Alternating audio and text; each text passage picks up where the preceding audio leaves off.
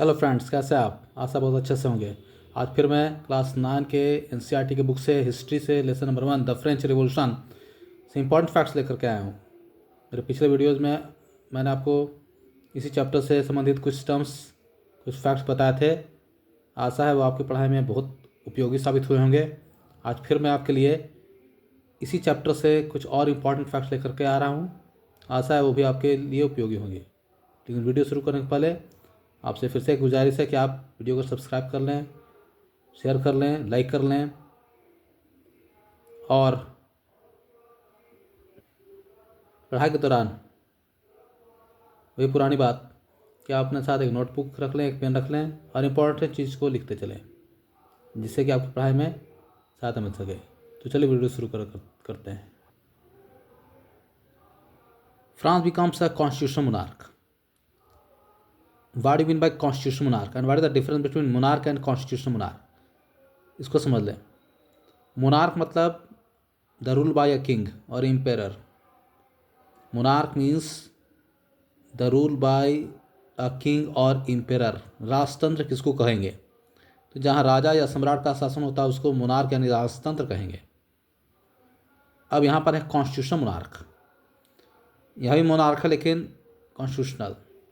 अब monarch monarchy बना, लेकिन कॉन्स्टिट्यूशनल मतलब तो संविधान पर आधारित, यानी such type of monarchy system, such type of monarch that is based on constitution और कॉन्स्टिट्यूशनल सिस्टम, यानी वैसा राजतंत्र जो पूरी तरह से संविधान पर आधारित हो उसको कॉन्स्टिट्यूशनल मोनार्क कहेंगे। आप यहाँ पर देख सकते हैं कि कुछ बॉक्स है, कुछ फिगर दिखाया गया है। जुडिशियरी, एग्जीक्यूटिव, लेजिस्लेचर, साथ में active citizens and passive citizens. इसको आप अच्छे से समझेंगे क्योंकि इसमें कई बार कन्फ्यूज़न हो जाता है। लेकिन उसके पहले मैं मोनार्क और कॉन्स्टिट्यूशनल मोनार्क को और अच्छे से क्लियर कर दूँ। जैसे मोनार्क में होता यह है कि राजा अपनी मर्जी से शासन करता है। जैसे भारत में मुग़लों का शासन, मुस्लिम एम्पायर्स, दिल्ली सल्तनत या मगध साम्राज्य, अशोकास, बिम्बिसार, समुद्रगुप्त, चंद्रगुप्त मौर्य, तो ये अपने मन से शासन इन्होंने किया।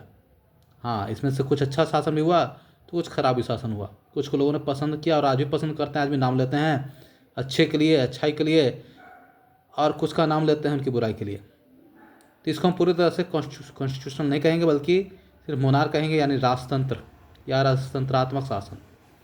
लेकिन कॉन्स्टिट्यूशनल मोनार्क का अर्थ, जैसे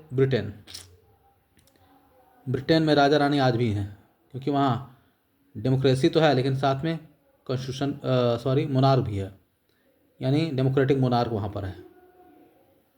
तो कॉन्स्टिट्यूशनल मोनार्क और डेमोक्रेटिक मोनार्क भी कहा जा सकता है क्योंकि डेमोक्रेसी आमतौर पर कॉन्स्टिट्यूशन पर ही आधारित होती है। लेकिन भारत में अब मोनार्क नहीं है, भारत में डेमोक्रेटिक रिपब्लिक है। अब ये डेमोक्रेटिक रिपब्लिक क्या होती है? तो डेमोक्रेसी में तो आप जानते हैं कि the citizens who have 18 years and plus age elect their representatives like MPs, MLAs and others. But in republic, head of the state कौन होता है? तो प्रेसिडेंट को हेड ऑफ द स्टेट कहते हैं। हाँ, एक होता है हेड ऑफ द गवर्नमेंट, दूसरा होता है हेड ऑफ द स्टेट।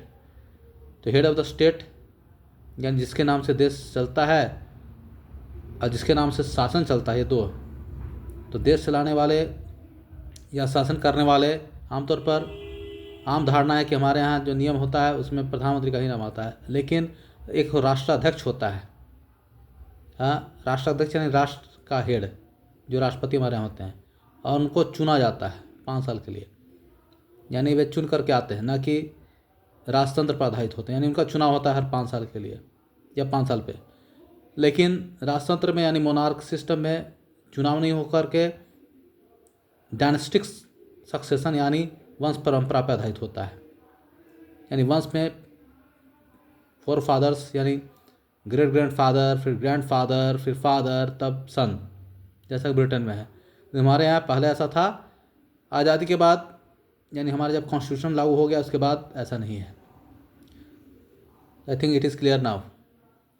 तो यहाँ कॉन्स्टिट्यूशनल मोनार्की का अर्थ यही हुआ कि संविधान पर आधारित राजतंत्र। तो आप देख सकते हैं कि जुडिशियरी, एग्जीक्यूटिव और लेजिस्लेचर, अब ये 3 क्या है इसको समझ लें। जुडिशरी यानी न्यायपालिका, एग्जीक्यूटिव यानी कार्यपालिका, लेजिस्लेचर मतलब विधायिका। हाँ, जुडिशरी यानी जो न्याय करता है, जैसे कोर्ट, न्यायालय। एग्जीक्यूटिव यानी कार्यपालिका यानी प्रधानमंत्री या मुख्यमंत्री, और लेजिस्लेचर यानी विधायिका यानी संसद या स्टेट असेंबलीज। तो ये लाई गई ताकि आम लोगों को डायरेक्ट वे में इसका फ़ायदा मिल सके, आम लोग डायरेक्ट वे में अपनी सरकार चुन सकें, सिस्टम को चुन सकें। दूसरा इसमें है एक्टिव एंड पैसिव सिटीजन्स। अब ये एक्टिव और पैसिव क्या होता है? तो आम बोलचाल की भाषा में एक्टिव मतलब जो जागरूक है, और पैसिव मतलब जो सुस्त है। लेकिन यहाँ एक्टिव और पैसिव का अर्थ जागरूक और सुस्त के अर्थ में नहीं, बल्कि कुछ खास नियम थे फ्रांस में। यानी सबको वोट देने का अधिकार नहीं था। जैसे भारत में आज ऐसा नहीं है। आज 18 साल या उससे अधिकतम जितने भी उम्र के लोग जीवित होते हैं उनको वोट देने का अधिकार है। हाँ, कुछ नियम यहाँ भी है, जैसे मेंटली अगर वो डिस्टर्ब है तो उसको वोट देने का अधिकार नहीं है। हाँ, लेकिन आमतौर पर जितने भी भारतीय नागरिक हैं उनको वोट देने का अधिकार है। इन फ्रांस में सिटीजन्स को 2 भाग बांटा गया। हाँ, और कुछ सीमाएं, कुछ प्रतिबंध, कुछ नियम बनाए गए कि कौन एक्टिव और कौन पैसिव होंगे। और इसलिए जिनको वोट देने का अधिकार था उसको एक्टिव सिटीजन कहा गया, और जिसको वोट देने का अधिकार नहीं था उसको पैसिव सिटीजन कहा गया। तो इस तरह से फ्रांस में कॉन्स्टिट्यूशन मोनार्क ला करके, यानी संवैधानिक राजतंत्र ला करके, absolute monarch, absolute means just like uncontrolled monarch, यानी इस पर कोई कंट्रोल या नियंत्रण ना हो। तो पहले फ्रांस में लुई 16 जो थे वह बिना किसी कंट्रोल के शासन कर रहे थे, लेकिन बाद में लोगों ने डिमांड किया, आम जनता सड़क पे आई, आम जनता ने डिमांड करना शुरू किया कि अब फ्रांस में संविधान लागू किया जाए और उसके आधार पर राजा शासन करे। तो इस तरह से एक शुरुआत थी उस दौरान। Only men above 25 years who paid taxes were known as active citizen. सिर्फ मेल मेंबर को जो 25 साल या उससे ऊपर के थे और टैक्स देते थे उन्हीं को वोट देने का अधिकार था। बाकी जो remaining main and all women, और बाकी जो पुरुष थे जो टैक्स नहीं देते थे या 25 साल के नीचे के थे, और सारी महिलाएं, उनको वोट देने का अधिकार नहीं था। उनको पैसिव सिटीजन कहा गया। Let me explain. All main above 25 years and who paid taxes were known as active citizens who were prevented from voting or political rights. On the other hand, remaining men and all women were declared as passive citizens and they were prevented from voting rights. मैं फिर से clear कर दूं, 25 years of age and above and those who will pay tax will be called as active citizens. They will be given political rights. But those who are beside the same thing and all women were known as passive citizens. Now it is, I think that it is clear. Got it? उसी तरह से यहाँ पे कुछ figure दिखाया गया है कि जैसे जैसे